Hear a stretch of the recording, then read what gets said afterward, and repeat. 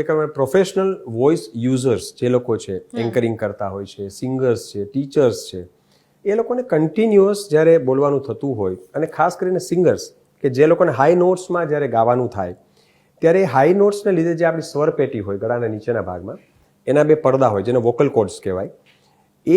એનું મિકેનિઝમ એવું છે કે જેટલા ઊંચા નોટ્સમાં જ્યારે ગાવાનું થાય કે બોલવાનું થાય કે કોઈ બૂમ કે ચીસ પાડવાની થાય, ત્યારે એ પડદા એકદમ ભટકાઈને રબ થાય સામે, અને એને લીધે વોકલ કોર્ડ એટલે સ્વર પેટી ઉપર નોડ્યુલ, એક રાઈના દાણા જેટલું ઝીણું સ્ટ્રક્ચર બને, જેને વોકલ કોર્ડ નોડ્યુલ કહેવામાં આવે. એટલે નાનકડી એવી રસોડી જેવું. અને that leads to hoarseness of voice, એટલે અવાજ ઘોઘરો થવાની સમસ્યા અવાજ વધારે પડતા ઉપયોગને લીધે બની શકે.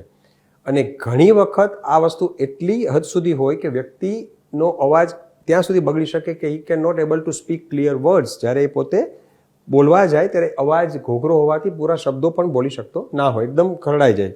એટલે ટીચર્સ અને સિંગર્સમાં, અને ખાસ કરીને પ્રોફેશનલ યુઝર્સમાં, કન્ટિન્યુઅસ યુઝ ઓફ વોઇસ, ખાસ કરીને અવાજ જ્યારે હાઈ નોટ્સમાં આપણે ગાવાનું હોય કે રિયાઝ કરતા હોય તો થોડો બ્રેક લેવો.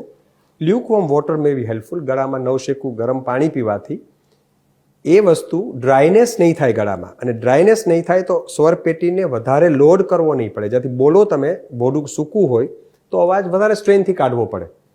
તો ડ્રાયનેસ પ્રિવેન્શન માટે લ્યુકવોર્મ વોટર છે તમે સતત પીવો. લોજન્જીસ છે, હની ટસ છે, કે આપણે હની હોય એ પણ તમે લઈ શકો. હળદર અને હની સાથે પણ લઈ શકો. That leads to softness of your throat. અને સ્ટીમ ઇનહેલેશન જ્યારે ઇન્ફેક્શન હોય ગળામાં તો વેરી હેલ્પફુલ. તમે ગરમ પાણીની નાશ લઈ શકો.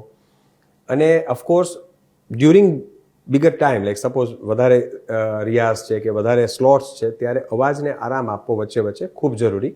તો આ પ્રિવેન્શન થઈ શકે.